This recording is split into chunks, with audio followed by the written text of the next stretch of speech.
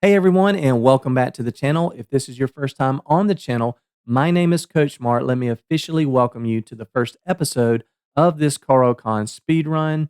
Is by far my favorite opening for black when white plays 1e4. And as many of you guys know, I've already completed a speedrun on the Stonewall attack from the white side. Received a ton of great feedback on that. That's awesome. Thank you so much. And I'm hoping this speedrun will be even better. So I plan to do lots of speed runs and all different kinds of openings on the channel, and I'm super pumped to start this one with you guys. By the way, if you have not seen my Caro-Kann masterclass, I would highly encourage you to go back and watch all 5 parts before viewing these speedrun videos, as I will be referencing that throughout the speedrun. I don't want you guys to be confused. I'll leave links in the description below. So I'm not going to worry too much about the numerical value of the rating as we climb. I learned the first time from the Stonewall that, especially at the lower levels, there are a lot of games that I simply can't share. You guys know as well as I do, some players will play 1 or 2 moves and they'll resign for some reason, right? They will get disconnected. They'll blunder on the 4th move. Maybe they rage quit early, right? I'm only going to be showing games from the black side. Maybe we get paired up with white 3 times in a row, and I don't want to have to abort a bunch of games in a row. A little birdie told me chess.com does not like that. Yeah, anybody remember that old message from 1937? So of course I'm not going to show those games in the videos, as I don't want to waste your time watching some 6-move game. So I'm only going to focus on sharing instructive games that I think will help you guys the most. Now I will say at these lower levels there probably won't be hardly any games that go the distance to checkmate, as there will be a lot of blunders and I anticipate players simply resigning, so keep that in mind. Same thing as last time, the videos in this speed run will be in increments of 100, and this first episode will take us from the 600 level up to the 700 level. I'm going to try to squeeze in a few more games this time, and my goal is to get you guys 10 games at every level, since the Caro-Kann is a bit more theoretical than your average opening. So at 10 games per level, starting at 600 and taking the account all the way up to the 2000 level, that will give us at least 140 games, which I think is a great sample size to be able to showcase all of the different variations that we covered in the masterclass. Okay, last thing I'll say before we get started, I want these videos to be educational, engaging, and hopefully entertaining. So, as always, be prepared to pause the video. You'll notice on the right hand side, I have our 5 item checklist, the questions we need to ask ourselves on every move. Obviously, I'm not going to do that on every move in the speed run. That would get very old for you guys quickly. But in the critical moments, we'll use the checklist. Also, I have our 6 conditions for our tactical recognition. If you don't know what I'm talking about, I'll leave links in the description below. I would encourage you to go back and watch the 2-part mini-series on tactics recognition so you know what we're talking about here.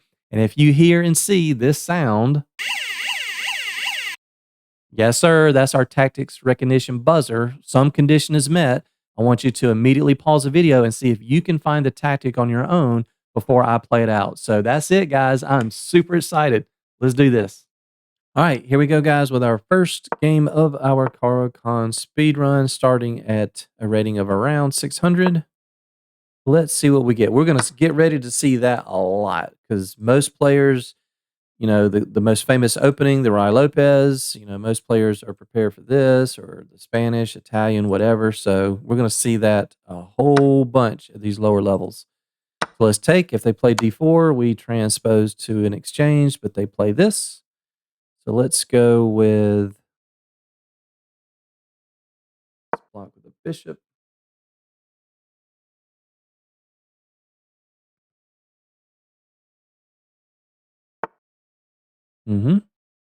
So definitely don't want to take. That would be a mistake. Let's go ahead and force the issue here a bit.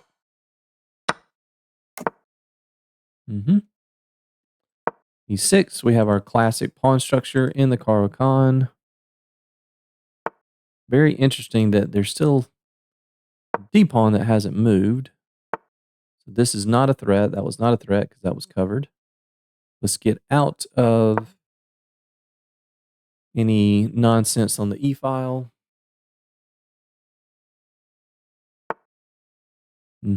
Now they move their D pawn. Okay, so we almost have our Carlsbad structure. So that, okay, so if they play C3, that's going to be hilarious.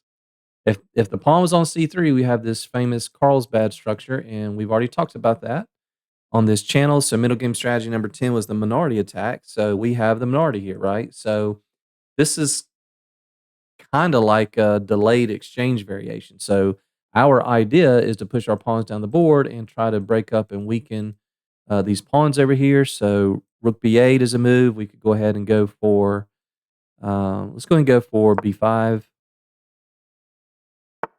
Yeah, here we go. Boom, there it is. Carlsbad structure. So make a mental note of that in your head. And this is where the minority attack comes into play. So, we can make room to get the knight over here to c4. Let's go ahead and get the rook behind the b pawn. Yep, that is not a problem at all. And let's go ahead and push. And our idea with the minority attack, 2 versus 3, is to simply seek and destroy. Yep. So now white is left with a tough decision. If they take, then we're going to take. They have a very weak b pawn. If they push, don't know what that move is. What is that? What is that? They want to go there. I'm not going to allow that to happen. Okay. That looks very wrong.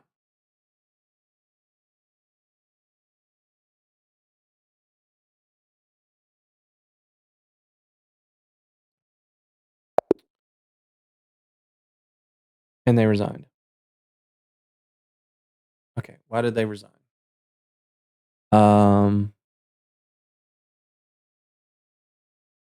Yeah.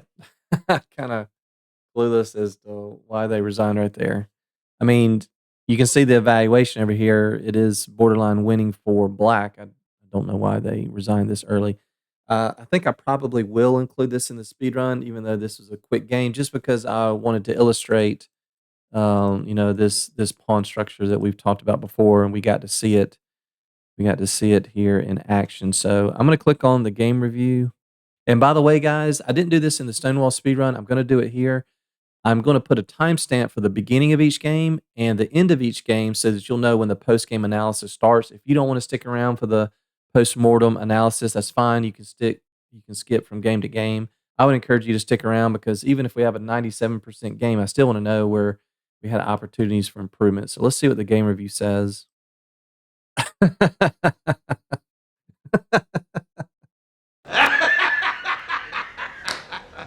You serious? Okay. Yeah. I think I know what happened here.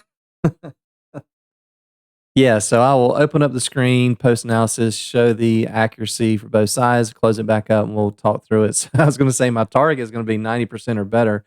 85, 90% is okay. I'm not going to be happy with anything less than 85%, especially at the lower levels. So it's going to be hard to beat those accuracies right out the gate. He's probably thinking it's like two computers playing each other. So this is kind of like a delayed exchange. I mean, if they had played d4 straight away, then we would have transposed to the exchange, but they went this route. Blocking with a bishop is best. Okay, computer wanted to go e6. Yeah, what's the difference there? 10th of a pawn, not much. Okay. Yeah, e6, queen c7, put pressure on c2. They can easily parry that. Okay with that. I just wanted to stay principled with this nice, healthy pawn structure that we are so accustomed to in the exchange variation. Okay, bishop d6. Yeah, maybe to stop bishop f4. But I figured they would come down here and pin this anyway, so yeah, it's fine. Yeah, b5 was okay. So I'm glad, even though I decided I am going to include this, it is worth showing because we eventually got this Carlsbad structure that we talked about in the masterclass in the exchange variation. This is one of our common plans, right? So middle game strategy number 10, minority attack. We have 2 minority against 3, the majority. And this is going to be one of our plans to push these pawns forward and try to attack the base of their pawn chain. White is nowhere close to doing that against our pawn chain. So black is going to inherently have some good opportunities in these types of positions. Okay, so pushing a5 was good. And then, yeah, and now we push. And now white has 3 choices, and none of them are all that great. If they take this, I mean, we have 3 ways to take back, but I'm thinking take with the rook, right? Because we still have okay, computer wants to take with the bishop. What's the difference there?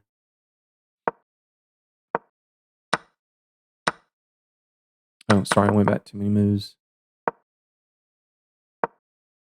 Yeah. If they take that, taking with the bishop, maybe a couple tenths better, but I just want to put this is going to be an internal weakness for the rest of the game. We're going to double, we're going to triple, quadruple, quintuple, put all of our eggs in the B file basket and try to attack. It's going to be very difficult for white to hold on to this. Um, so yeah, if they don't take, if they push, then we can take here, and now they have an isolated queen's pawn. And if they do nothing, then we can take. If they just make a random move, then we can take and they can take, and now they have a backwards pawn on the C file, right? So that's the whole idea behind this minority attack. And remember, that's our main plan in the exchange variation, okay? So keep that in mind.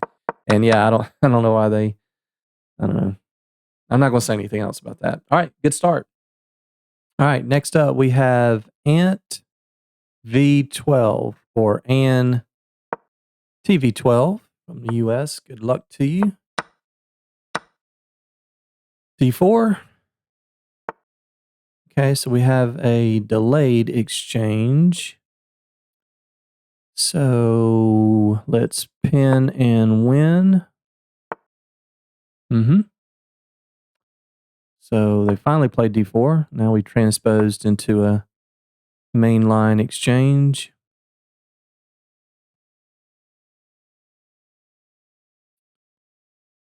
Okay, E6.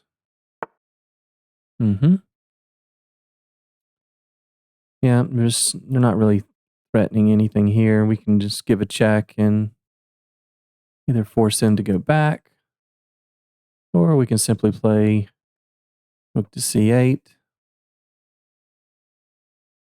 Yeah, rook C8 is probably fine.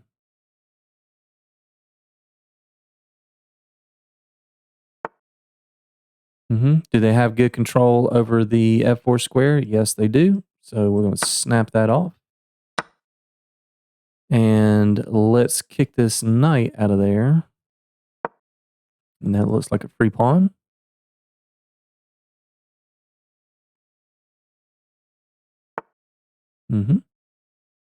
Okay, going through our checklist. Why did they make that move? Because we were attacking it. All right, let's check. Is my king safe? Do they have any checks? They have a check on b5 with a bishop, but we can take that. Is their king safe? Do we have any checks? Don't see any checks for us. Do we have any pieces hanging? I don't see it. Do they have any pieces hanging? Don't see it. All right, play the move. We're hitting the queen, threatening the fork.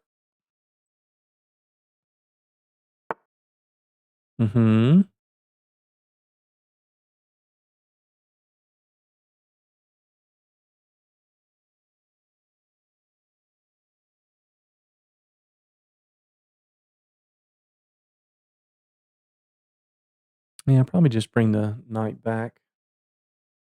It's fine.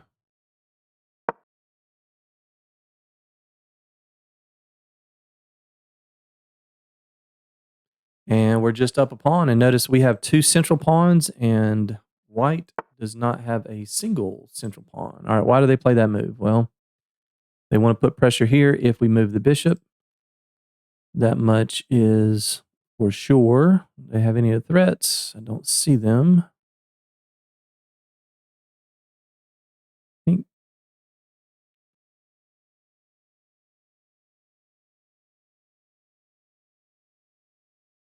yeah, I think knight f6 is fine, hitting the queen.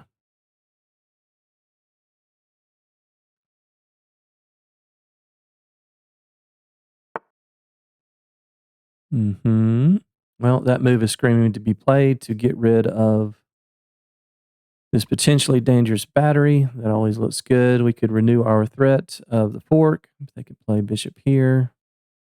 Takes. Oops. Takes. Yeah. Let's just go ahead and get rid of one of white's bishops. So they do not have the bishop pair.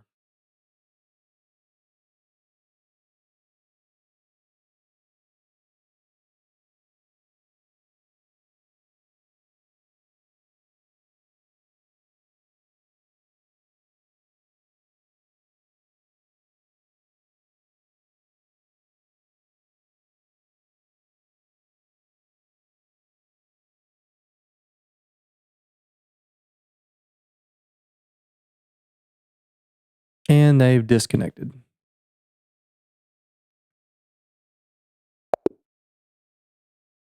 Okay. Check out that game review.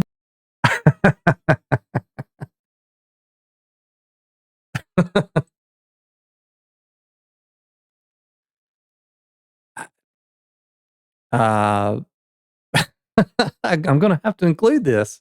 It's just too funny not to. I'm going to have to include this. Uh, I don't know what to say. uh, just being prepared. Just knowing your lines. So, yeah. Okay. Yeah. Pin in the night. I knew that was best. Yeah. Knight c6. Yeah.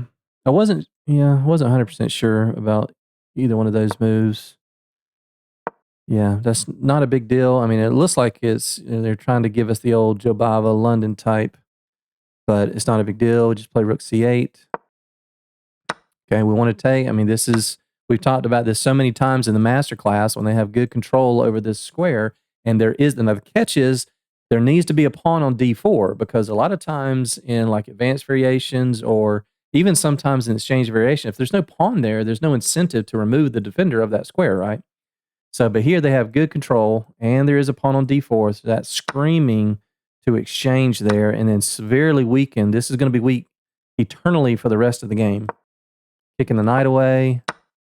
Okay, yeah. I mean, there's nothing to... Okay, wanted to go queen here to defend. I just thought maybe bringing it back was maybe perhaps a little bit safer. You know, bring their queen out early. She's a target. And I mean, there's nothing here. I mean, this is not like... I mean, anybody that knows anything about the exchange variation, and we didn't play anything spectacular. We just played normal moves. And we got a we got a rage quitter. You mad, bro? Why you mad, bro? I ain't mean to make you sad. Yo, my bad, bro. So what you mad for?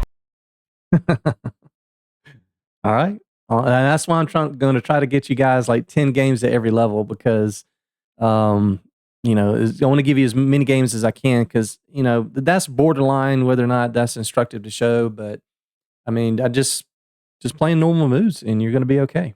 All right. On to the next one. All right. So we have a D4 opening. We can still try for C6 if they play E4 or knight F3. We might transpose to a Caro. There we go. What are we going to get? Exchange, advanced, classical. We get the advanced. Okay, so I've already done C5 once. I'll do it one more time. And then the third time I will do bishop F5. So they're just giving us the pawn. So, hey, that's great. We have our very nice pawn structure. So we have two pawns in the middle, and white does not have a single pawn in the middle. Okay, so let's go with...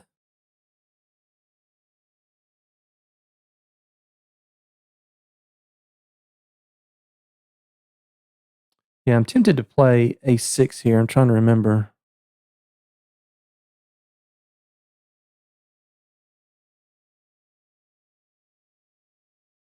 I think I will play A6 here just to keep these pieces out of B5. This is kind of an unusual way to start. Yeah. Yeah, here we can just block with knight E7. We can't go to F6 anyway.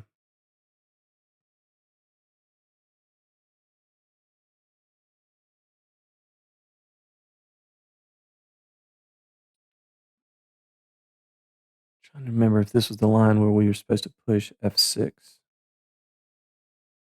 I don't think it is. Okay, so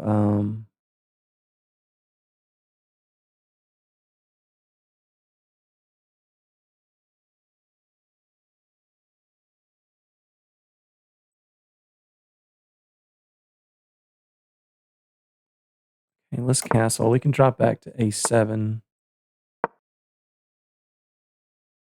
Need to get in knight C6.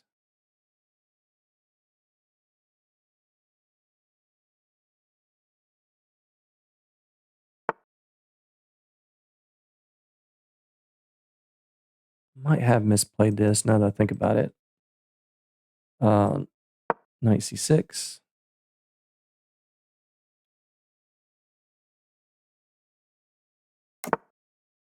Okay, let's kick the bishop.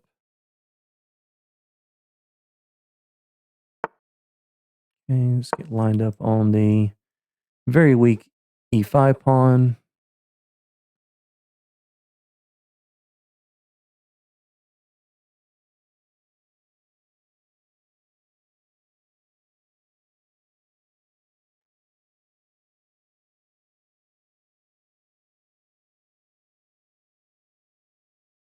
If they were to push b5, we can still take this. Okay, well, that just leaves the pawn hanging. Actually, hmm. Okay, so this is where our 5-item checklist comes in, right? My knee-jerk reaction was every move in chess weakens something, right? So this knight is guarding the e5 square. So the knight moves. I'm like, okay, it's not guarding the e5 square. So my knee-jerk reaction is to take that. But again, the saying is when you find a good move in chess, look for a better one. So let's say that I wanted to take this with the queen. Okay. So why did they make that move? Well, they're putting pressure here. Okay. So hover, don't let go. Let's go through the checklist. Is my king safe? Do they have any checks if I play this move? No, they don't have any checks. Is their king safe? Do we have any checks? No, we do not. All right. My pieces. If I play this move, are my pieces safe? Yes, everything appears to be covered. This is covered. This is covered. Okay, what about their pieces? Do they have any pieces hanging? Ah, there we go. Ah, we have 2 attackers, 1 defender. That's how the 5-item checklist should work. Again, you might be thinking to yourself, okay, well, gosh, that's a lot to remember. Should I go through this 5-item checklist on every single move? And the answer is an emphatic no. You're not going to have time. Realistically, you're not going to have time to do that on every single move, right? So, but the point is, you'll feel those critical moments when it's like, man, I really do need to go through the checklist here. There's a lot of, um, a lot of pieces in the center of the board, a lot of options, and we're winning here. So we want to trade, trade, trade, trade. And now tell everybody you got 3 main goals once you're up material. Number 1, obviously win the game and checkmate. But the other 2 main goals are trade, trade, trade, simplify the position, and then second of all, find the one way you can lose the game and make sure that doesn't happen. So I'm immediately looking at my weakness. I know I'm up material, but I'm thinking defense, right? Okay, do they have the dark square bishop? No, they don't. So I'm not in trouble on the diagonal, right? So yeah, I know the clock's running down low. Let's go. Let's make some threats. Another thing I think I've already talked about so far is when you're getting close to the end game.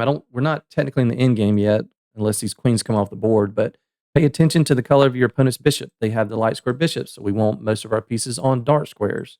There's an opportunity to trade. Once this lady is taken off the board, then I can relax. Okay, now it's almost impossible for white to checkmate black without making some horrendous blunders, right?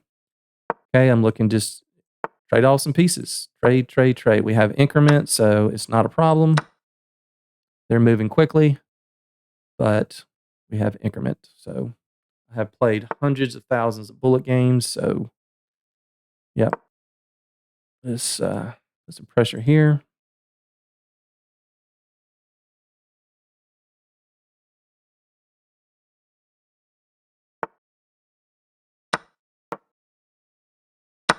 Find the one way you can lose the game. Make sure that doesn't happen. Back rank? Nope. We have an escape square, so we're fine.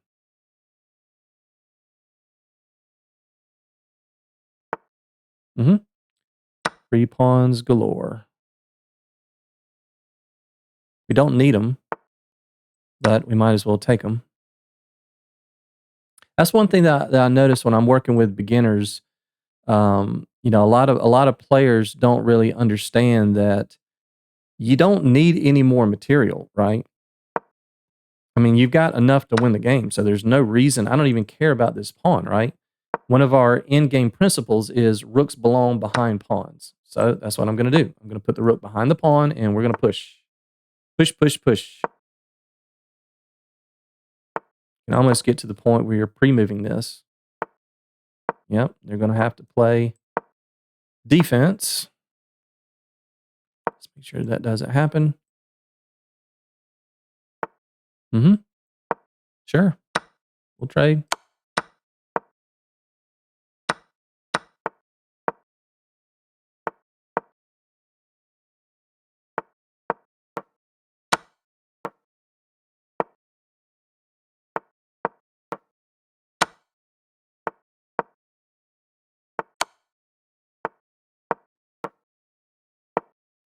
And this is an easily won king and pawn endgame.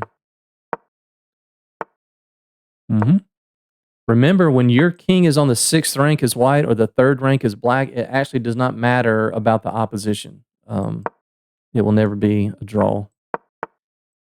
Always want to get your king in front of the pawn. Now, if you've never seen this before, I'm going to show this to you guys. If you're a beginner or low-level player, I'm going to get the knight out of the way. The easiest, simplest way to checkmate with just a king and a queen is I want you to imagine that this queen is a knight, okay?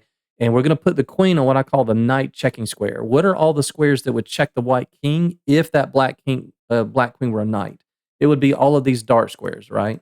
So we simply want to put our queen on one of those squares, right? I'm going to put the queen on the E3 square, and then it's very simple. Whatever the king does, we just copy. They went down, so we go down. And you'll notice that using this process, the box will continue to shrink. They went up to the left, so we go up to the left. They go down, we go down. They go down, we go down. They go up to the left, we go up to the left. And so now we have the king on the side of the board, and now it's time to bring the king in. And checkmate. Okay, good game to From the 504 from Germany. No chance. Got an upper 99% accuracy on that one. Let's see how we did. Okay, I'm happy with that. 91%. We will take it. Let's see here. We had no blunders, no misses, no mistakes, 2 inaccuracies. So, yeah, that's perfectly fine. We are happy with that. So let's run through this. And my opponent played very well. Give them credit. They play with 85% accuracy. Hey, that's great. Great job from Germany. Good luck to you, sir or ma'am. Always like to give my opponents credit when they play well. Okay, so here is the moment. I've got to... Were we supposed to play... Okay, so that was fine. Yeah. Okay, so we're not supposed to play F6, so that's good because I couldn't remember. That's kind of a slightly weird line. But yeah, so we're fine there. Yep, Queen B6, obviously putting some pressure here and here. Makes a lot of sense. Yep, so a little slight missed opportunity there.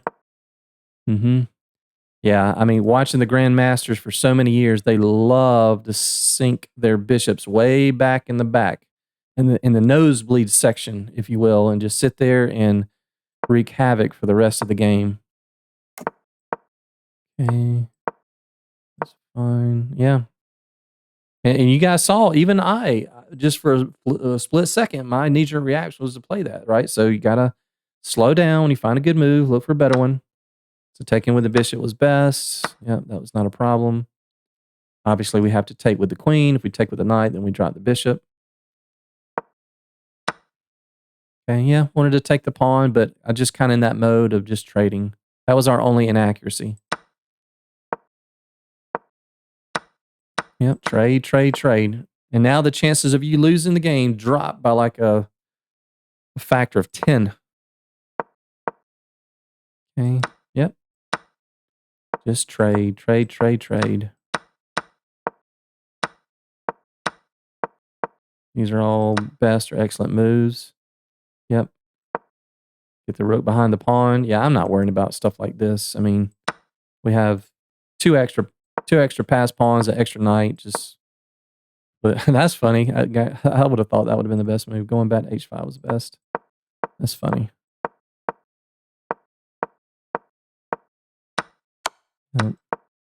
Then here, you know, just really anything wins. Just don't blunder one of your pawns.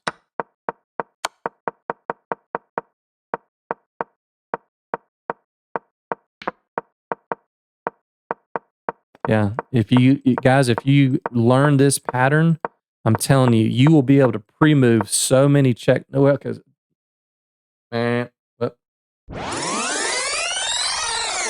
Erase that. You will not be able to pre-move anything in that system. I misspoke. But you will be able to make your moves very, very quickly, right? So this little copy system. All right, good game from the 504. On to the next one.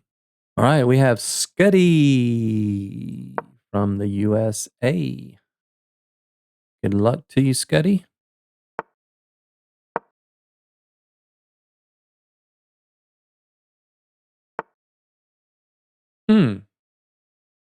Okay. Definitely not familiar with that move, but staying with our kind of rules. If they don't do anything with this pawn, we're going to take. Ooh. Okay, that does not look right.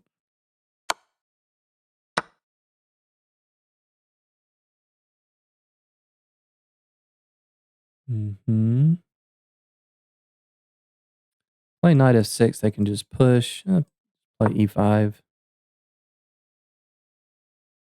Go for the center. I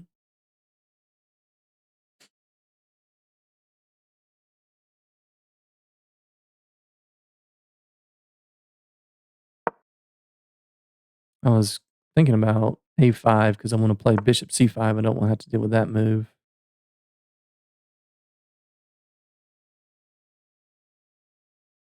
Yeah, I think I will play this. Put some pressure on f2. Okay, they're attacking that.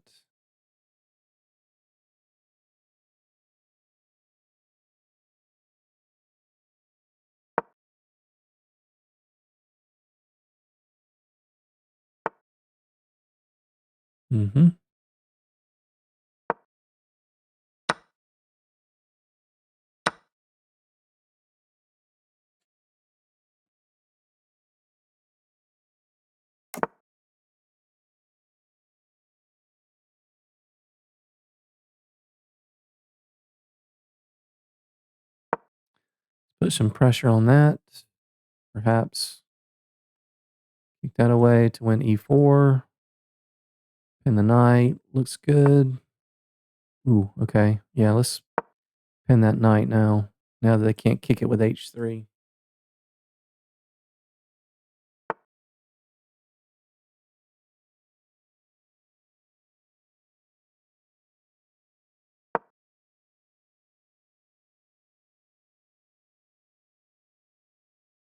Threatening that.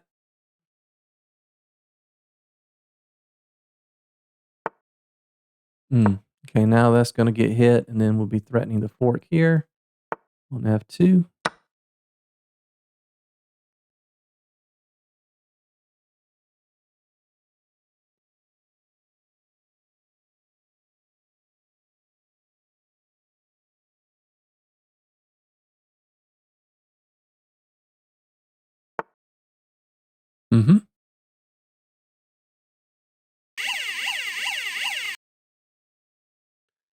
Tactics or recognition.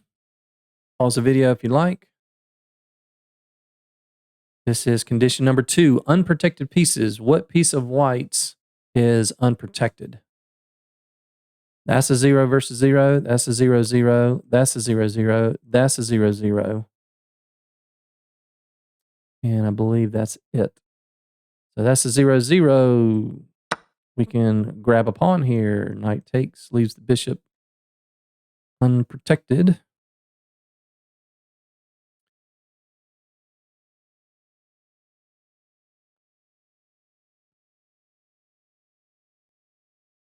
It doesn't work either, of course. Okay. So, yeah, just go right back and be happy up a pawn. Just make sure there's nothing better. I think we might have something better. Takes, check. The king moves, fork.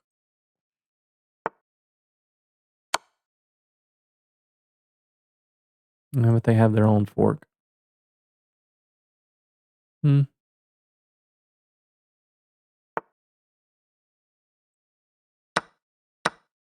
Oh, they didn't see it. Okay.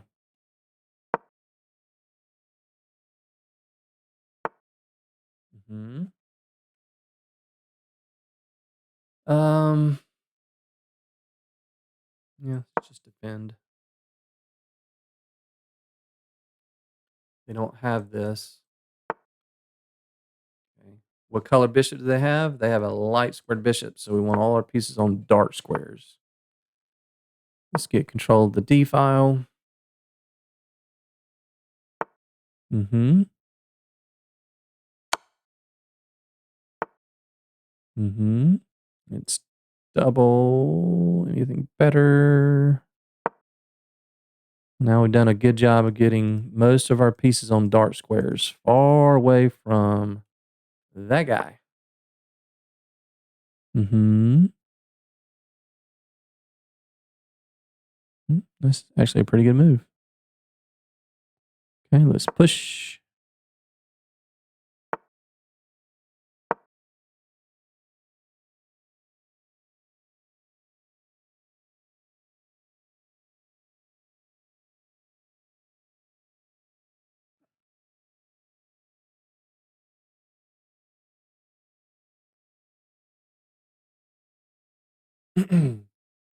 Yep, white is out of moves here, unfortunately.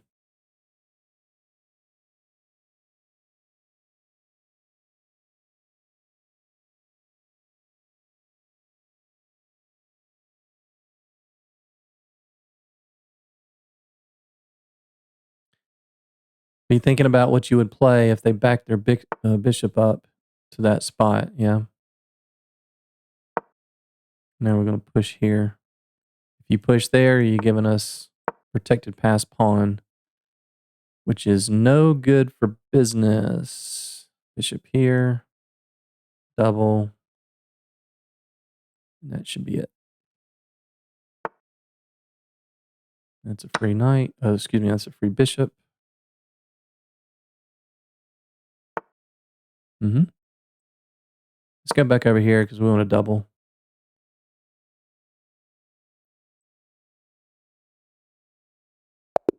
Yeah, they resigned. Good game, Scuddy. Let's take a look at how we did. All right, 89%, and we got a brilliancy.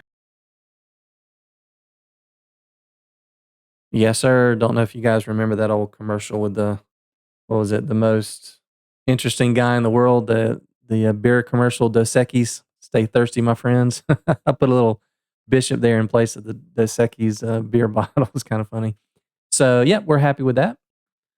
All right, let's take a look. We did have a miss. One miss, one inaccuracy. Yeah, this is weird stuff, man. And white's okay. White still has a small advantage. Okay, yeah. Light e5. Okay, that was best. Okay, likes that move because the whole time I was thinking I want to go here, but I don't want to have to deal with that. So, I mean, we could have dropped it back to b6, but then the knight comes here, and we don't want to have to move our dark square bishop 8 times in the first 7 moves, which is not possible. Okay, that's fine. Okay, that was fine. All this is good. Best move. Pinning the knight. Yeah, we're coming. We're coming. This is middle game strategy number 5, right? So we are squarely in the middle game. Idea number 5, middle game strategy number 5 is find a weakness in your opponent's position. This is a weak pawn. It only has one defender. So let's immediately go attack it, right? We have one attacker on it. They have one defender. We're simply looking to remove the defender of it. It's just chess 101 stuff. Nothing crazy here. Hey, yes, sir. Yeah. Now, how do we see that? Some of you guys might be looking at that and say, I would have never seen that. Well, you will. Yes, you will. If you understand these 6 conditions, right? Recognizing that this is a 0 versus 0. It's an undefended piece. So we already have an attacker indirectly attacking that, right? So once again, I'm just looking to remove the defender of this guy, right? So we're going to pick up a pawn here. I was expecting them to take here, and then we take here, and then this is even worse because then we pick up another exchange, right? So kudos to them for not even, taking that. So, okay, I wanted to move their king. Yeah, because I knew, yeah, I knew this could be an issue at some point with the fork here.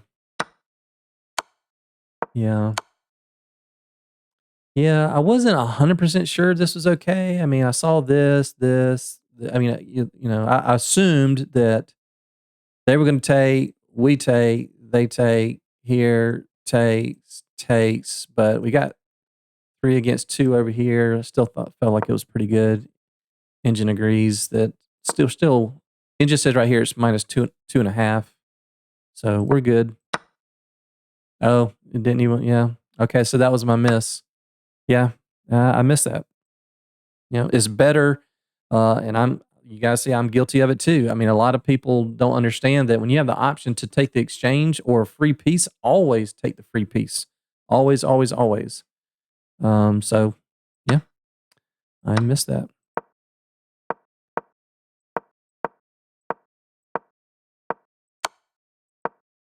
Okay, all this is fine.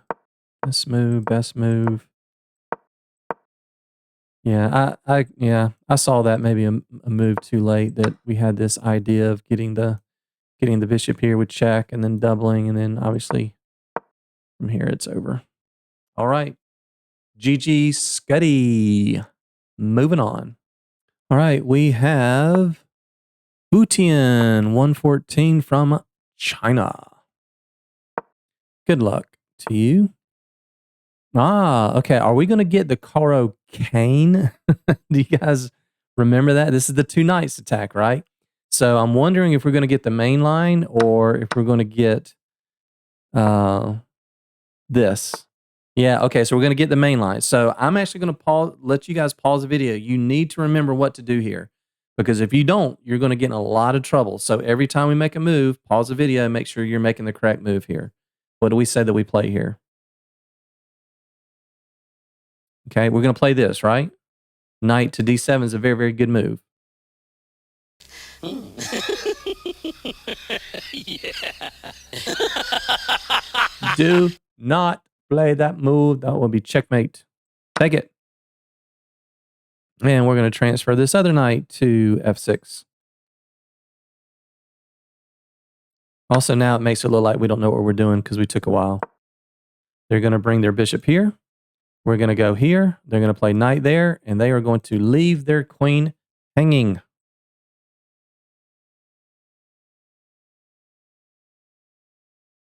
That's why they're giving us the thumbs up.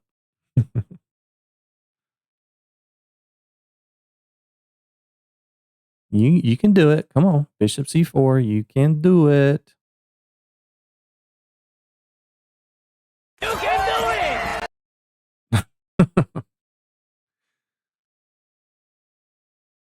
They forgot the theory. Oh, come on, man.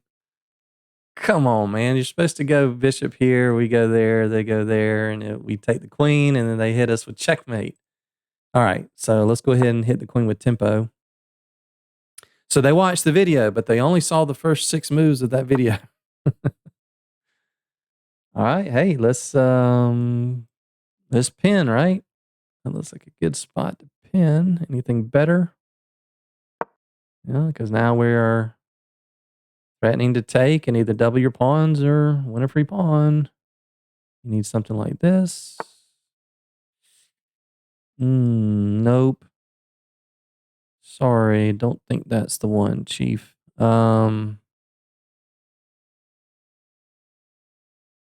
Yeah. Takes. Rook here. Is that being greedy? I don't think so.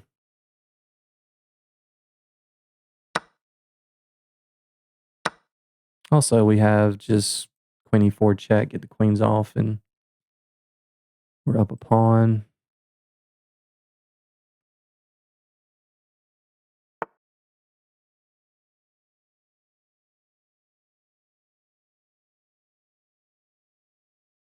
See no reason not to play this. I mean, it's a little greedy because we're not very well developed. But I mean, normally this is very risky because a lot of times they'll have their queen still sitting here. They move here. You move your queen somewhere, and all of a sudden they are already on your 7th rank and you haven't castled, but they don't have that here. They don't have that. They're going to have to play either that or that or that.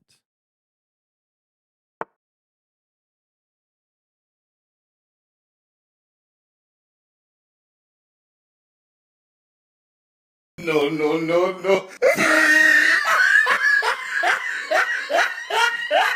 Unfortunately, there's a small problem with that.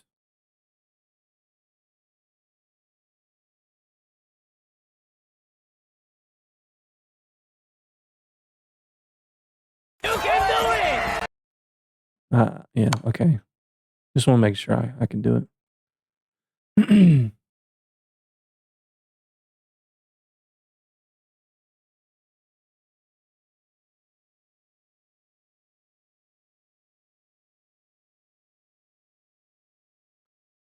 This will be our 4th queen move in a row. It's not what we're supposed to be doing, right? Don't move the same piece multiple times in the opening.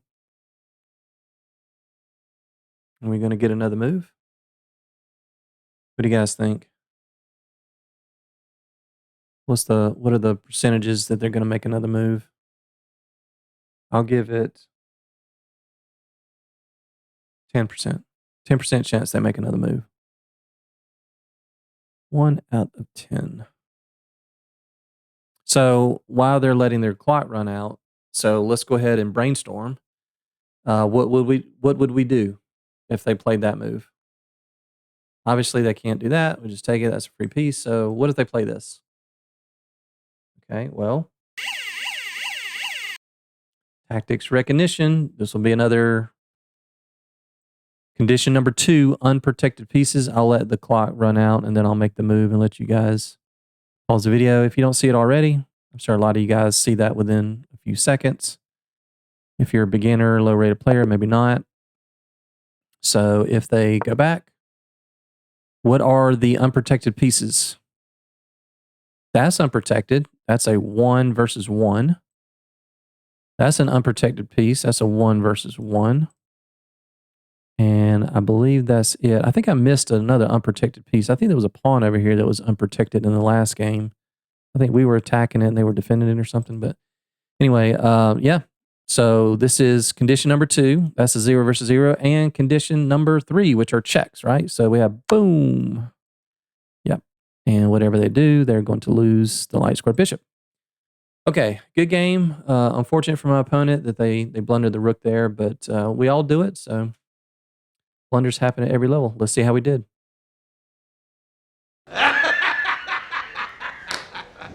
You serious?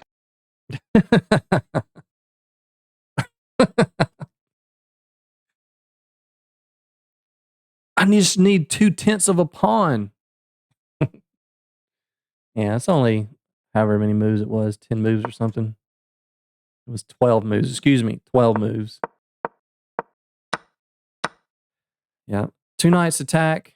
So let me show you this because I know we're going to see it. I mean, just wait. We'll see it later in the speed run. But yeah, just in case you haven't seen the masterclass, don't ever, ever play that move. Ouch. That's a smothered checkmate. You cannot take because that's pinned. That would be a very rude awakening for you and a terrible way to lose the game. So here we're going to take. They take. We transfer the knight back over to f6. They bring their bishop to c4. We go here and they sacrifice their queen. And they play knight to e5. And don't you ever, ever, ever consider taking that queen because this is kind of like a legal trap. Boom. That's checkmate. No, no. That will also be a brutal way to end the game. So don't fall for that. And this is the main trap, the main line in the 2 knights attack. I've seen this hundreds of times. Okay, so let's go back to the beginning there. Sorry, go back to the review.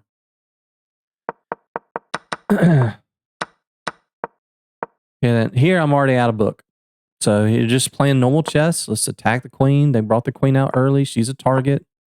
Pin the knight. That's nothing special. Yeah, take it. That's a free pawn. Yeah. They just blunder their rook. I mean, I think my think my 10-year-old son, who's played like 3 games of chess in his life, could have gotten 99.8% on that one. Okay, GG Butian. Continuing forward. All right, we are playing Zor. No, let's don't play the Sicilian. Ah, the hillbilly attack. All right, here or here? Ah, they're playing this line. Okay, so probably difficult for you guys to remember this, even if you saw the master class, but I'll give you a chance to pause the video. What would you play here? So here we're going to block with the bishop. And this is the line, block with the bishop. And if they take this, we take with the queen. If they go knight f3, we give a check. Ah, okay, so this line. So this is fine.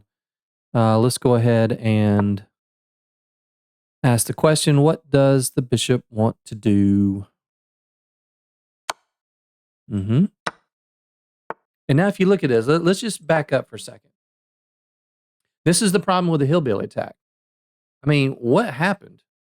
We're on move 7, and it looks like 2 people sat down to play a game of chess, and the white pieces said, I tell you what, you get to move 3 times. We're going to remove the C pawn for black, and we're going to remove the E pawn for white. And it looks like black said, okay, here are my first 3 moves. D5, A6, and knight D7. And then white said, okay, now I'll move. This is why you shouldn't move the same piece twice in the opening, because you're losing tempo, right? You're wasting time. And now we get to make a 4th move. Or excuse me, they've already made a move. So now we get to make another move, and black is just way ahead. We're way ahead in development. Yep, not worried about that. We can get out of this with bishop e7, queen b6. Anytime this bishop moves, yeah, so, yep, let's make a threat here. That's a 0-0, that's a 0-0, so let's double attack. All right, so that's an interesting way to defend. So this is a little greedy, but I don't see any here.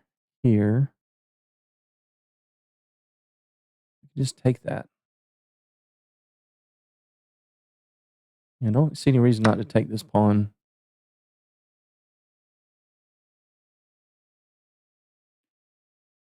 Don't see any meaningful discoveries. Okay. When you retreat, you attack. Let's make a threat.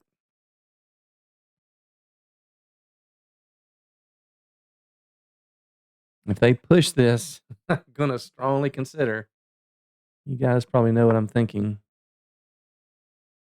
Should we have a little fun?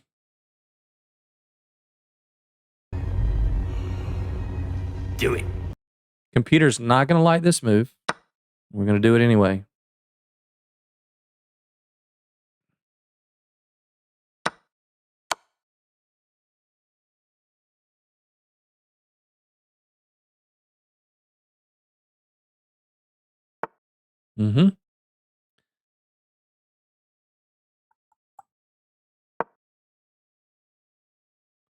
Simple plan.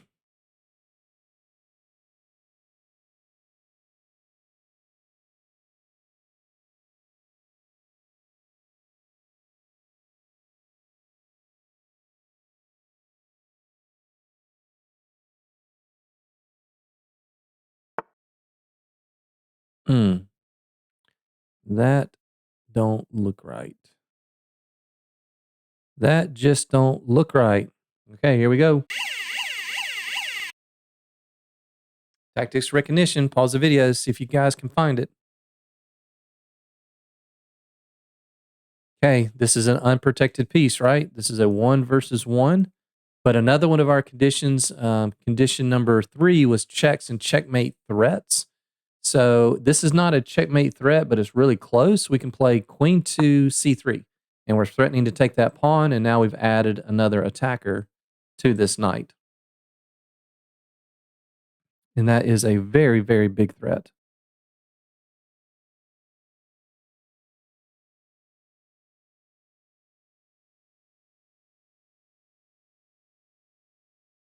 I like to play aggressively. You cannot win at chess when you play passively.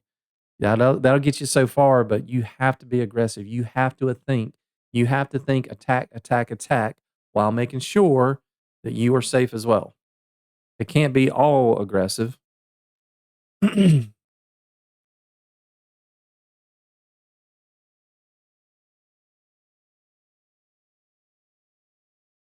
Yeah, they're struggling to find a move here. Ooh. Okay.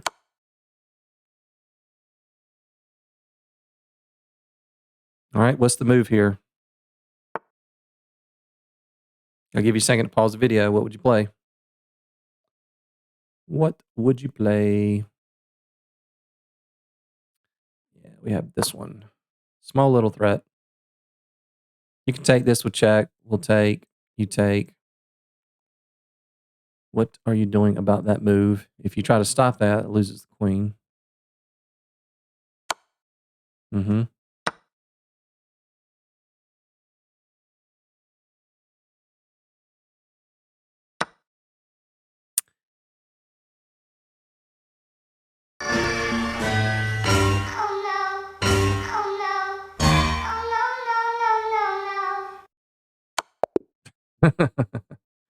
All right. Did we get a brilliancy? Probably not. I don't know. I don't know if we got a brilliancy for the bishop sack on a3. Let's see how we did. Oh man, only 81.5, 82%. So 3 great moves. We had a miss and a mistake. I don't know, man. I felt like that was a very good, aggressive, attacking game. So let's check this out. Maybe it's not as bad. Okay, so we have the hillbilly attack. Yeah, I mean you can block with the knight here or the bishop. I just have it in my repertoire to block with the bishop, and then we take with the queen. So the line could look something like this. They take, we go here, knight f3, and we give the check. And then they block, and then we take. Their king has to walk out, and we play e6. And you can see here the valuation is decent for black. This is minus 3/10 of a pawn. So this is what I have in my training program. But you can certainly block with the knight as well. Go back to the review. Okay, so yeah, it wants us to take. Both of those moves are about 1/10 of a pawn difference. We take. Yeah, it's fine. Yeah, best move to hit that and that. Yeah, that's a mistake by them. Look at this. This is already winning. This is -2 for black. Yeah, taking that pawn.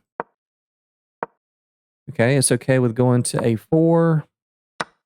Oh, no brilliancy. Okay, so we went from -2.7 to -1, so that was our mistake. I don't know. This just looks very, very dangerous to me. But also, guys, you got to remember, keep in mind that the engine is thinking 30 and 40 moves ahead, and the engine is going to defend like a computer that it is. So, from a practical point of view, to me, to my eyes, this looks incredibly difficult to defend against. Okay. Yeah. It wants to the engine wants to castle. Are you kidding me? I'm never castling here. I'm going for the jugular, and there we go. There we have it. Ah, yes. Yeah, tactics recognition is right there in the screen, guys. I recognized that this is an unprotected piece. This is a 1 versus 1. And number 3, we're looking for checks and checkmate threats. Now, this is not a checkmate threat because the king does have a square to go to, but man, it is awfully close, right? If we get our pieces down here, rook and queen down here, that's going to be very, very dangerous, as we saw in the game. So they took, that was correct. And that was our miss. It wants to go queen a4. Why queen a4? Check. Rook b1. I'm playing all engine moves. Rook c2. Yeah, okay. Yeah, that's another way, I guess, to threaten mate. Going back to the review. So here. Okay, yeah, so I guess I missed that. Dropping the queen back and playing rook to c2. Threatening mate. But the way we played it, if you'll notice, what the engine is suggesting is playing knight here to stop checkmate, but that drops the queen. So there'll be a lot of exchanges here. So if they had played the correct move, sorry, back up. If they had played the correct move, we take the queen. Okay, I'm playing top engine moves. They take our knight. We take f2. They attack our queen. We take g2. Then they take our knight. We take bishop takes. Okay. So we have rook for rook. So we basically have a queen against a rook and two minor pieces, and we're up 23 pawns. Yeah, it just says this is minus 3.2. So it's still very, very good for black. But I'm okay. I'm actually quite happy with this game, even though the accuracy was only 82%. I'm aggressive. I like to teach my students and clients to be aggressive. So are all of your opponents going to be able to defend like Magnus Carlsen? Yeah, absolutely not. So, okay, good aggressive game. On to the next one. All right, we are playing T. Homer from the US. Look at that. How many times? Just in the first several games. Nobody seems to want to put both pawns in the center, which is what you should do. So we transpose into the exchange variation. Let's see if they play. Okay, so they play this one. Let's ask the question, what do you want to do?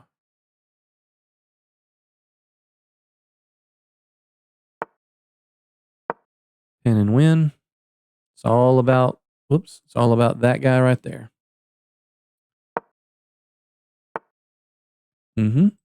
We are happy to remove the defender of that.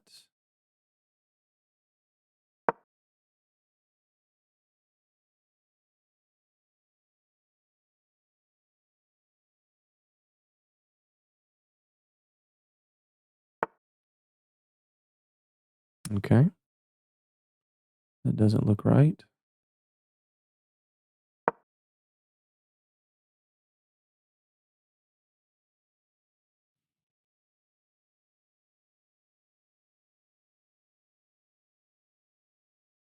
You might think push, and that looks nice. We have connect 4, but we really would love to recapture with tempo.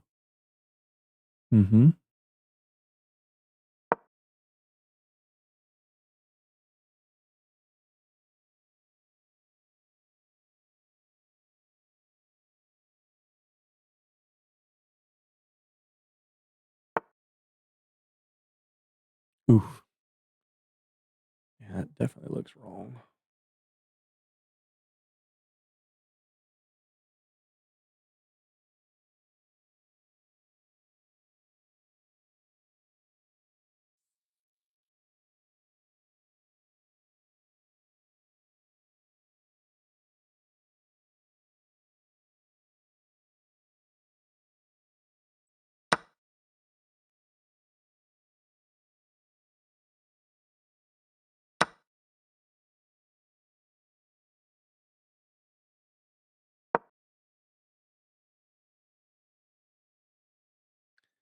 And now if they take, oops. Now if they take, okay. Now that's a free pawn.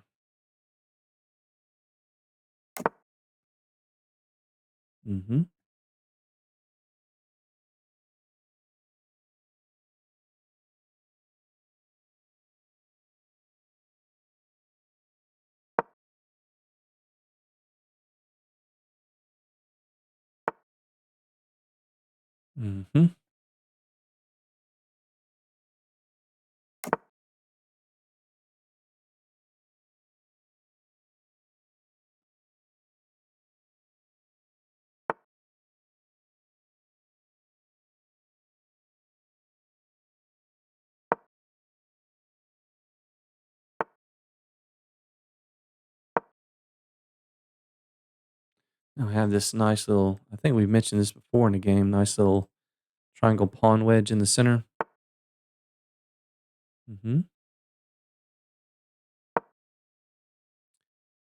Well, now I'm not worried about this diagonal. This is covered for now.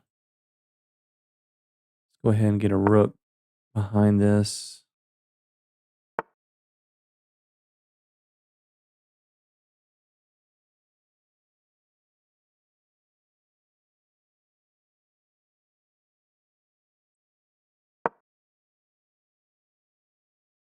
Wanted to make sure d5 was defended.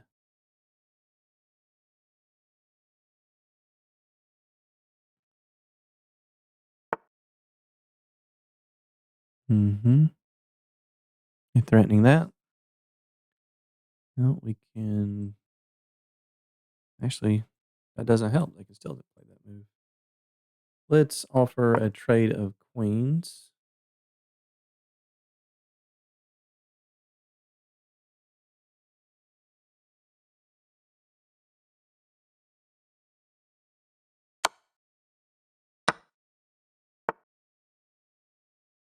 Okay, no, don't know what that move does. Ah, it does attack this twice. So let's kick that guy out of here, and another knight's going to be jumping all over the place. And we are coming. We are coming. Ooh, now you just gave us a pass pawn, and we're on this. Mm-hmm.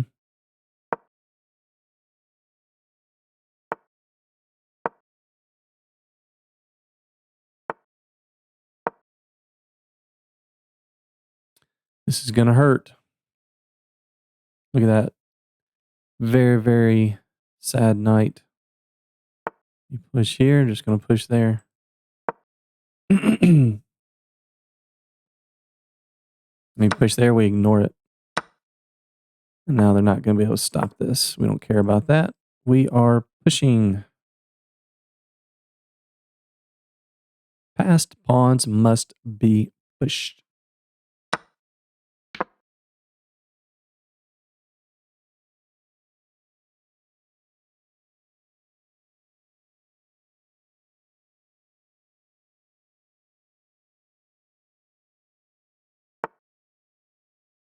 Mm-hmm.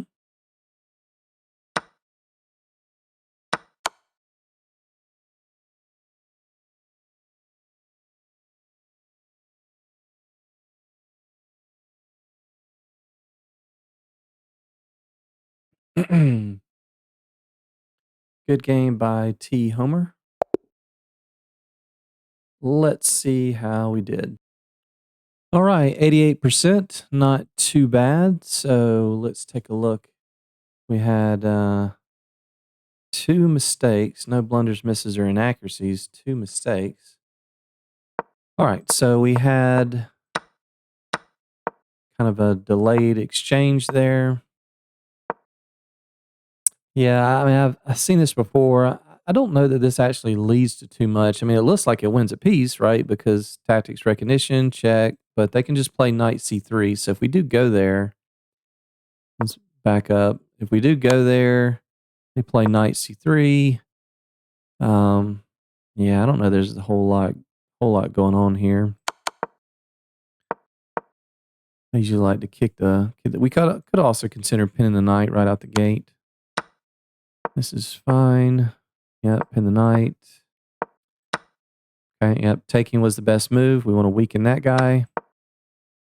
Mm-hmm. Yep, that was fine. C5 push. And that was kind of weird. I'm not sure I've ever seen that. I mean, maybe at some point. I did want us to take that. That's interesting. I was thinking if we take, I don't want to have to. It's not too big of a threat. But we're minus 0.8, so we're looking good. Okay, that was best move. And here I had no idea. I mean, we can double the pawns, but I was a little bit leery of this because all that does is just open up, take, and they castle. They've got an open F file. So that looked pretty for 3 milliseconds, and then I ruled that out, but I wasn't sure about taking. Okay, so it does want to take. So that was a difference. That's only a difference of 2/10 of a pawn. So if we take first, they take, then we take, then they take. So somehow this is better for black with the queen being on d2 than what I did, which was take. Yeah, it doesn't even want to take this. It wants to go. Sorry. Yeah, so that what I did was the best move. Not too much of a difference. Yeah, and it's just a free pawn. And then I knew right after I bet this is one of the mistakes. I played this move, and right after I played it, I realized it wasn't a good move. Okay, yeah, that's one of the mistakes because I was like, well, I was kind of thinking at some point maybe we had some discoveries on this diagonal, but as soon as I played it, I realized that, whoops, at some point they're going to have that move. Oh, what? Knight here. Maybe they want to castle. If knight here, maybe we castle. They bring the queen in, threatening mate. Yeah, okay, that move was definitely not on my radar. Castle. They still had this move, I thought, but we can just go back to e7. Yeah, and now I'm fine because I wasn't worried about this anymore. So now it's minus 2.2, clearly winning for black. Yeah, I'm a little surprised that wasn't the best move. Now we got this huge pawn mass in the center. We started pushing. Wow, that's only a good move. Okay, wanted us to push g6 to kick her out. That was our other mistake. Still wanted g6. Still want. Okay, so that's why we got hammered on the accuracy a little bit. Anytime you're stubborn and you refuse to play a move that the engine wants like 3 or 4 times in a row, you're going to get dinged pretty hard on the accuracy. So, yeah, best, best, best, best, best. Okay, excellent, excellent, excellent, best, best, best. Yeah, I mean, at this point, again, the computer wants to play exact, precise moves, but this is winning. I mean, I don't care about this bishop when I know that we're going to queen and the game's over. So, it's like minus 5.6 from a practical point of view. Best, best, yeah. From a practical point of view, it's over. So I don't really care about making the most accurate move when you're up, you know, 13 pawns or whatever. So, all right, I'm fairly happy with that game. Moving to the next one. All right, here we go. Good luck to Ural MRB from Kazakhstan. What are we going to get? The classical. Okay, so I don't think we've seen this yet. I'm going to do like a 2-to-1 ratio. So I don't think I may have played knight f6 once. I'll play knight f6 for every 2 times, 2 times for every 1 time that I play bishop. Oh my lord. So you have chosen death. Oh boy. We got the alien gambit. Oh, he's in for a rude awakening. I've got all this memorized. Okay, so what's our rule? They have 2 options here, right? Knight to f3 or bishop to c4 check. If they play the bishop first, then we can block with the bishop. If they play the knight first, which you're going to see probably 90% of the time, what do? Boom, c5. Hit them with c5. Now we can't block with the bishop because they have the check on e5. The king goes back and we lose the bishop. So here we have to block with the e-pawn. e6, yep. We go back to our safe haven. Do not go back to e8 in the alien gambit. We're going to g8. And here already they have misplayed it. So first of all, that is now a free pawn. So, yeah. Okay. If they go here, yeah. And that's just a free knight. So they have watched the video on the alien gambit. And it did not work. Okay, let's offer a trade.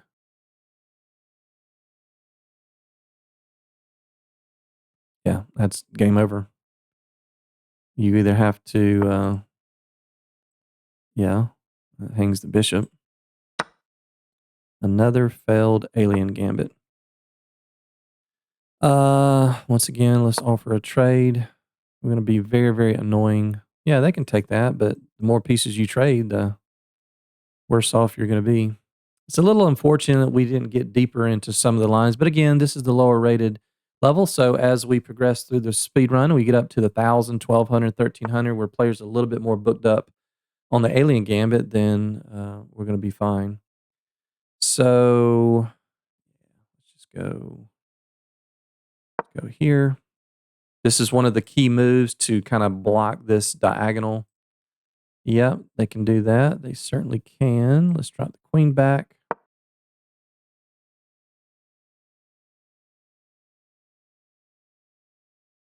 We're up 9 points of material.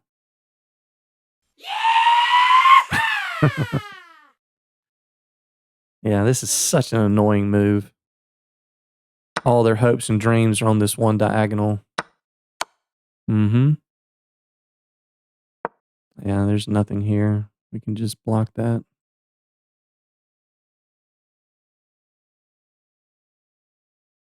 Actually, if they go here, I'll block it with the queen because we don't want to give up b7.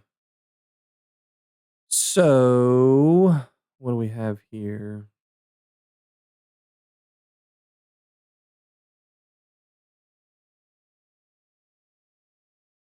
I guess we can go here. Don't see anything wrong with that. Yeah, you want to take here? Fine. Yeah, you can take our rook. We just need to trade. Nothing more, nothing less.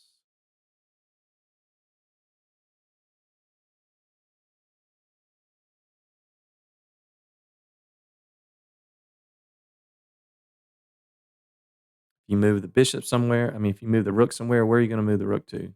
There? That doesn't work. No, no, no, no. None of those work. No, no, no, no. None of those work. You're going to have to go all the way back, and then we're going to hit you with this. Get on here and line it up. Uh-huh.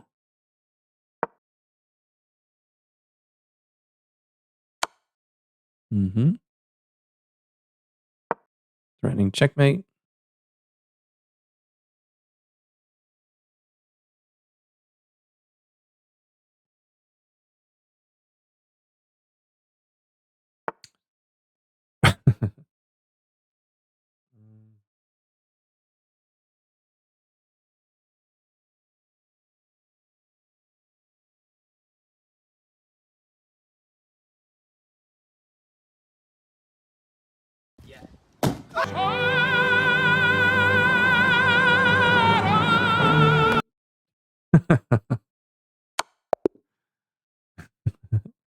Hey, good try. Kudos to my opponent. They tried it, but if you're a lower rated player, you're a 5, 6, 700 level player, don't go watch my advice to you. My unsolicited advice to you is don't go watch a YouTube short and watch somebody play 5, 6, 7 moves of some gambit, some kind of weird alien gambit or whatever, and not put any work into memorizing the lines and expect to go out there and just blow people off the board. If you don't know what you're doing after the third or fourth move, then don't try that stuff. And clearly, unfortunately, my opponent didn't really know what they're doing after we refuted the first couple of moves. They were already out of book and didn't know what to do. So let's take a look at the percentage. Okay, quite happy with that, 93%. Yeah, only one inaccuracy. All right, so let's run through this. So all of this it's just preparation, man. It's just knowing what to do. Okay, that's the best move. You guys, you have to play C5 when they play knight to F3. This is the one move that just completely destroys the whole alien gambit. Yeah. All these are book moves. Yep, that's a book move. Or excuse me, that's not a book move. That's the best move because we're attacking the knight and free pawn in the center, and that's a free knight. And black is winning. White's lost. Yeah, just trade. Trade, trade, trade. Free bishop. Okay, that was our one inaccuracy. The computer does not like us trying to trade off pieces when we're up +9. Okay, yeah, look at that. Just throw that knight into d5, and man, there's nothing here on the diagonal. They got nothing. And they're not gonna be able to dislodge this knight because the E pawn is already gone. And if you get this pawn to C4 to dislodge this knight, there's a pawn there, and you're not gonna be able to get on this diagonal anyway, right? Okay, wanted to go here. Okay. But I didn't mention this during the game, but they have the light squared bishop, right? So I'm consciously making an effort, concerted effort to put my queen on dark squares. Mm-hmm. Knight h6, yeah. I guess that makes some sense. You're threatening the fork.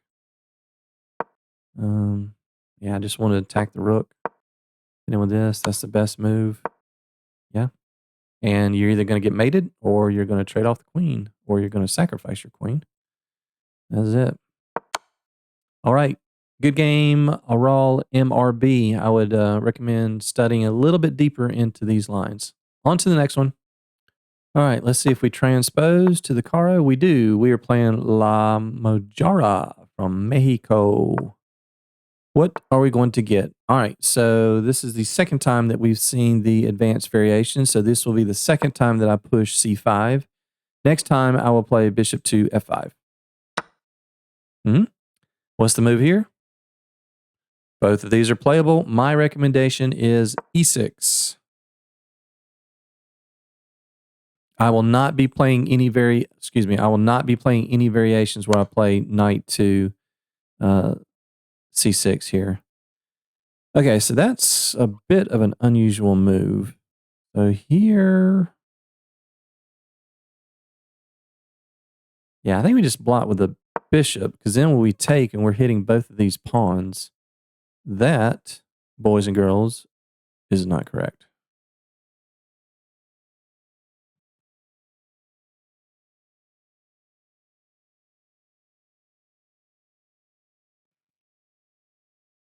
I almost hit the button for this, but they can either take or just go here.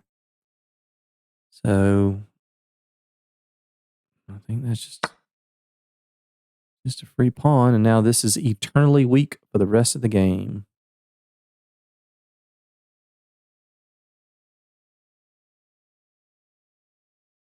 Yeah, this already looks really bad. Okay, so let's see if you guys remember.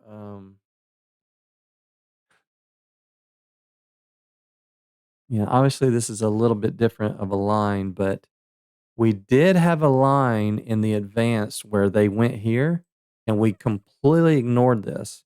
We play knight to e7, they take. We play rook here, they take, and we just developed. But I think there was already a knight here on d4, so I'm going to hold off on that temporarily. You know what? We're here for a good time. I am going to do it. I'm going to allow you to take that. I'm going to allow you to take both of these pawns. Yep. I'm going to go queen here.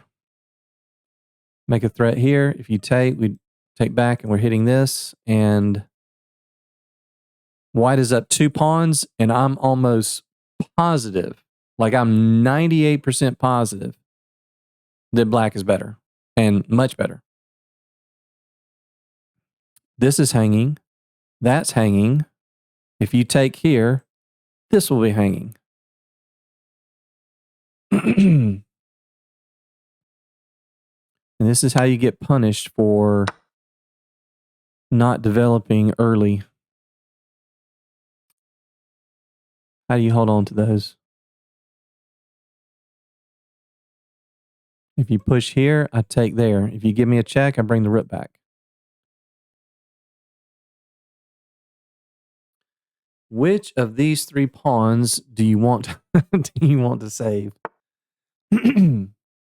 Okay. Ugh, man. That's rough.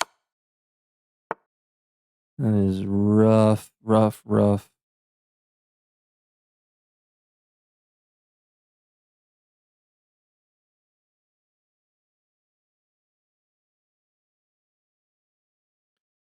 Got to be a knockout here.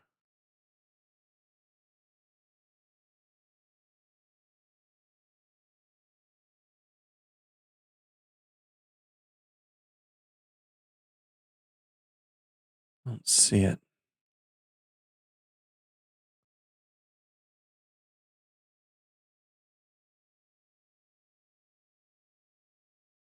I'm going to do something funny. I'm going to castle long. I'm going to give this up too. Take all my pawns. You can have them all. Mm-hmm.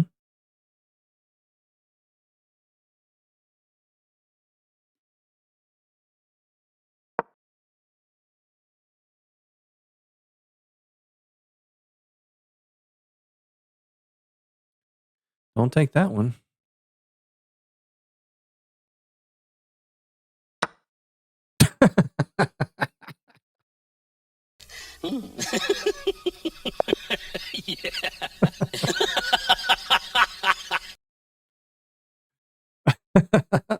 That is amazing when I do these speed runs, how often that happens.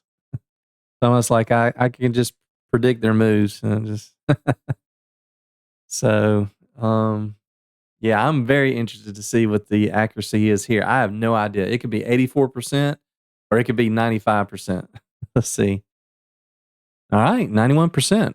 We'll take that. No blunders, no misses, no mistakes, only one inaccuracy. Yeah. Take that all day. All right, let's check it out.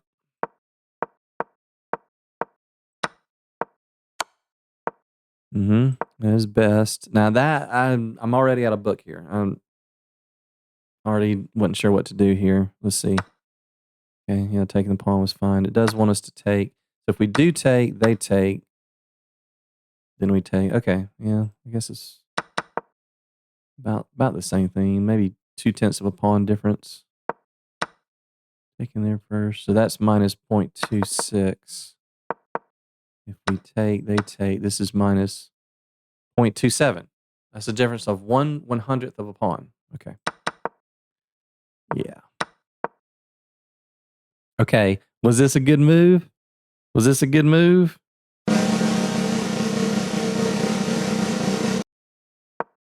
Oh my gosh. That is the best move. Okay. So this is very similar to what I was just talking about in the game. We had another line. Now, obviously, it was a little bit different because we got some kind of weird stuff going on over here, but we're provoking them to win 2 pawns, and this is minus 0.6.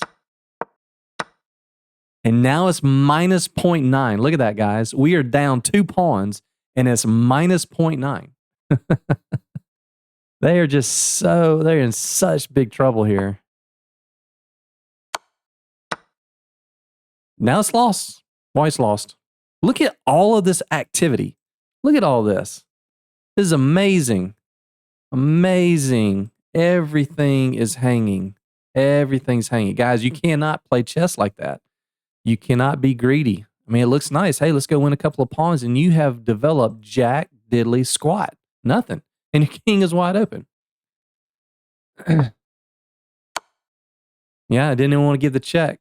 So I should have taken on G2 first. Interesting. Okay, so castling long was our only inaccuracy, but I just had ideas of, just bringing all the boys into the game. So it was minus 1.8, and now it's only minus 1. So that was our one inaccuracy. Yeah, I was trying so hard, I couldn't figure out a way. I just wanted to move the bishop back somewhere and threaten mate, but there's nowhere to move the bishop back to. That doesn't work. That doesn't work. That doesn't work. So, yeah, look at that. Just absolute greed. Greed, for lack of a better word, is good. Famous quote from Wall Street. Greed is not always good in chess. Oh my gosh, minus 4. Okay, so that was okay. Yeah. So if we brought the bishop back now, and then they take, yeah, wins the queen. I guess that works too. Yeah, but that was excellent. That was fine. Yeah. What can you say? Yeah, I mean, it was sneaky, right? Because, yeah, queen's sitting over here, minding her own business, and they just dropped the queen. All right. Good game, La Mojara. All right, last one, guys. That was game number 9. One more. All right, here we go. Game number 10, playing Bryce 980. Good luck to you, Bryce. Yep. How many? I think this is the 4th time in 10 games that we've seen this exact setup. Players are just provoked to play that. Yep. So we've seen this before. We are going to pin. Let's go ahead and play e6. And then we'll push c5.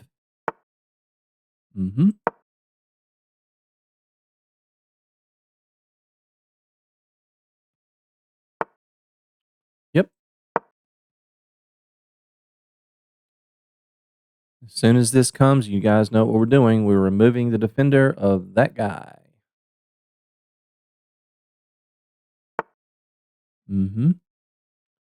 Yep. So queen b6 is one of our moves. As soon as this bishop leaves the c1 square, a lot of times that gives us the green light to go here.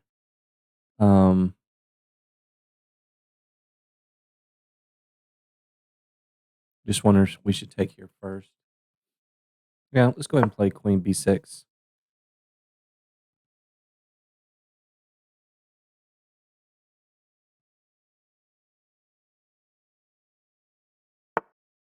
Okay, so I think I will remove the defender of d4. Yep. Now we take. Yep. This looks pretty bad to have to try to deal with. If you back the bishop up, you leave d4 hanging.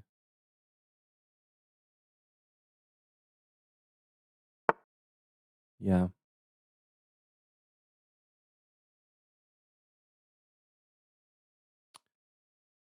Yep. I'm tempted to play bishop c3 to hit the rook and then take, because if we take, then that's kind of a self-pin, although I do believe we can just back the bishop up. I feel like this is maybe a cleaner way to do it. Now we have 1, 2, 3, 4, 5, 6. We have 11 attackers, and they have 1 defender.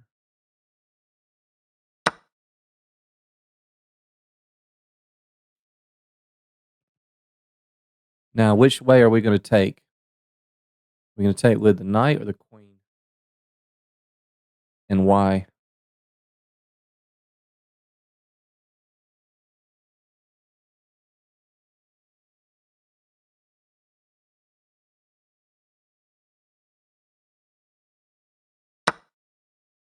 Yeah, I'm going to take with the queen. Number one, I don't want to open up this C file, even though that's not a problem. And second of all, we are threatening to take this with check. If we take with the knight, we have no piece that is attacking that, right? So now we can take this. Again, I just got through saying I don't want to open up the C file, but I mean, there's no danger right now. So now I'm thinking just take here. We're threatening to remove their bishop, win another pawn. Okay, checklist. Our king, do they have any checks? They do not have any checks because our king is a little bit open.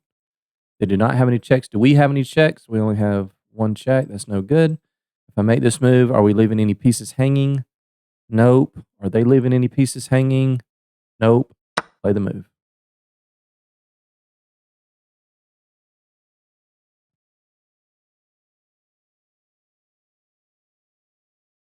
And how many times, guys, in these first 10 games, I preach this all the time with my students and clients that you got to castle early. Most of the time, games are won and lost below the 1,000 level because players don't get castled and they make blunders. But when your opponent is making subpar moves, take advantage of that. It's actually dangerous. We're going to get another rage quitter here. It's actually dangerous to have the mentality of, okay, my book, my YouTube video, my coach taught me this is the opening. And I'm going to play this, this, this, this every time. It's like you got blinders on, right? Like you're not even looking at what black's doing. You're just going to make these moves without even paying attention to what your opponent's doing. Yeah, like that old guy. That's actually a scene from the chess movie Searching for Bobby Fischer, where Josh Waskins go to the park and he's playing this guy. And it's like the old man's just sitting there. He's making moves. He's not even looking at what Josh is doing. Right. So, yes, we want to get our pieces set up. We want to get castled. But if there are opportunities to take advantage of your opponent's poor moves, then you need to do that. Right. Otherwise, you're going to miss out on a bunch of opportunities. So, in this at the lower levels here, it's been very rare that I have actually castled within 6, 7, 8 moves because there are just too many opportunities to take advantage of. So keep that in mind. All right, let's see how we did on the game review. All right, 93%. We will take that all night long. Come on and sing that song all night long. All night long. Yes, sir. Love that song. All right, here we go. Okay, we've seen this. Best. Excellent. Yeah, it wants us to go ahead and take. It's only less than a tenth of a pawn. Yep. Excellent.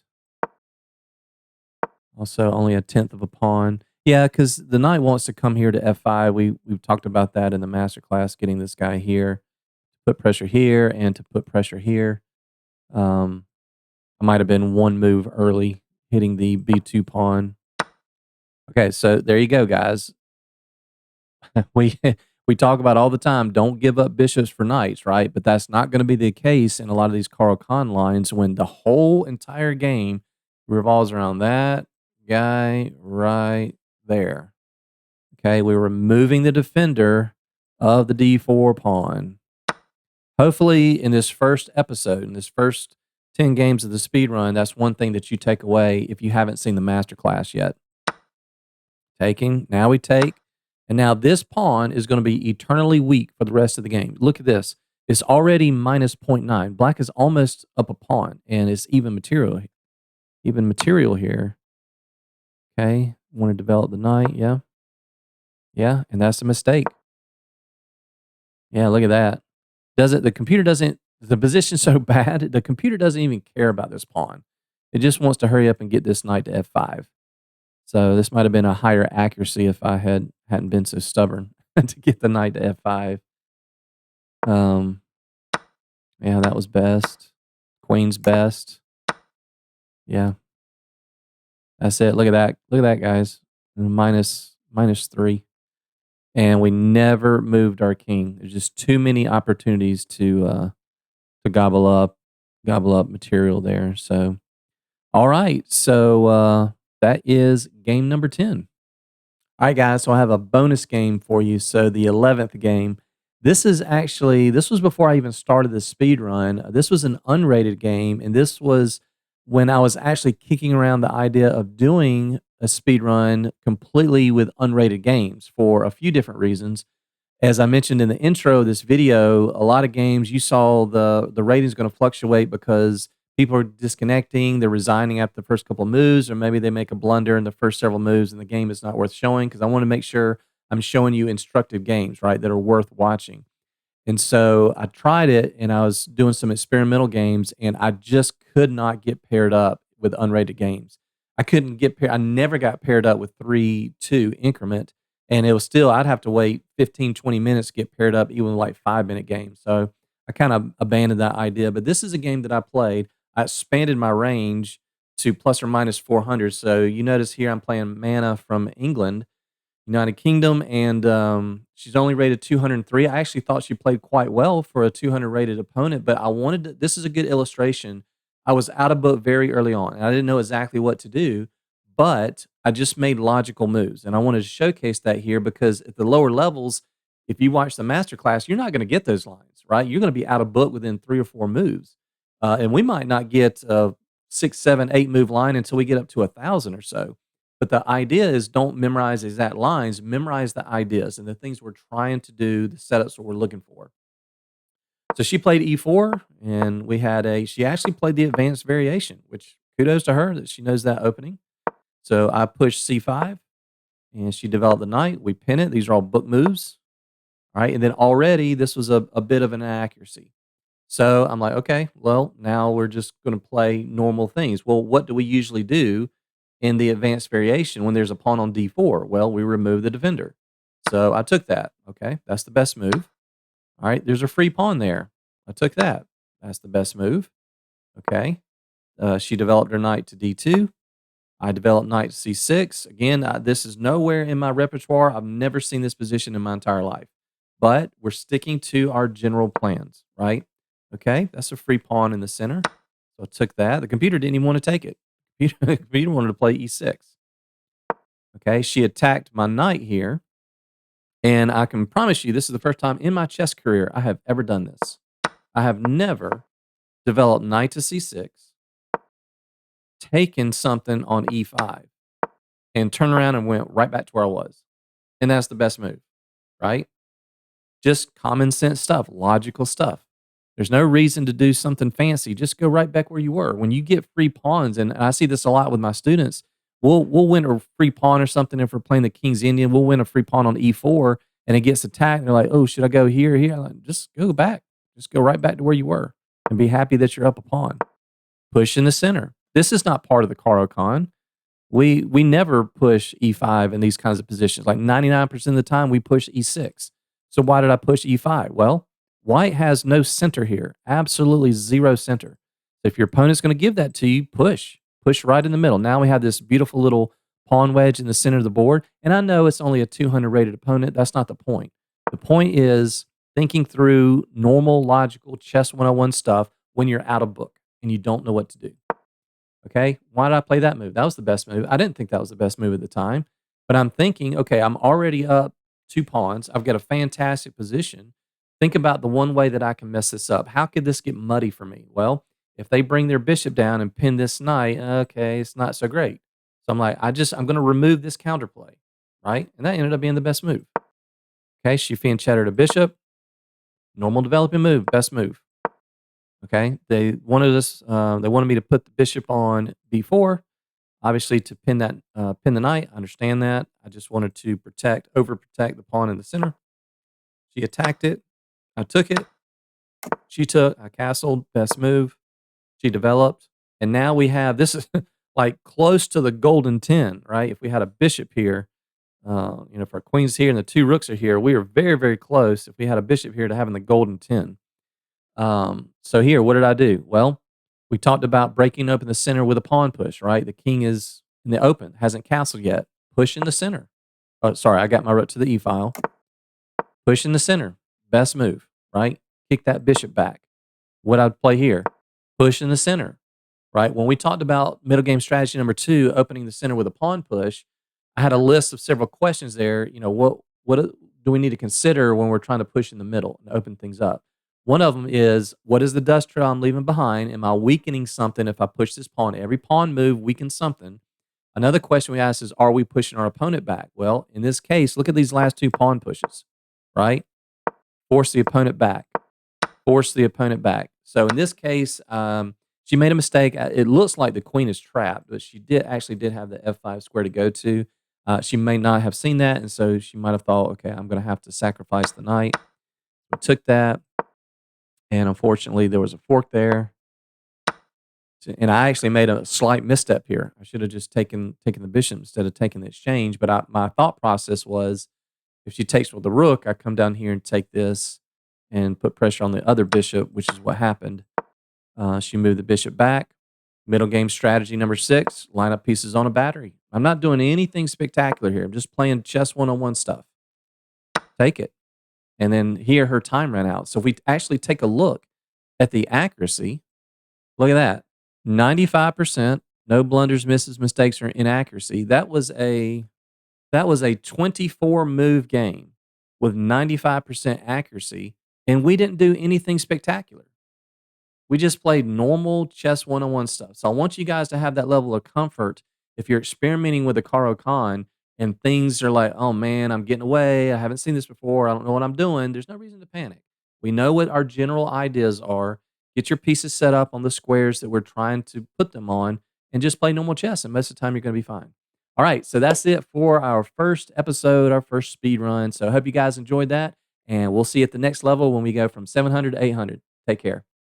Hey, if you like this Caro-Kann speedrun video, then please consider subscribing to the channel, leaving a like, hitting that bell notification so you never miss another video. And feel free to leave a comment on anything or ask any questions. I'll be happy to answer those. Thank you so much, guys. We'll see you on the next one.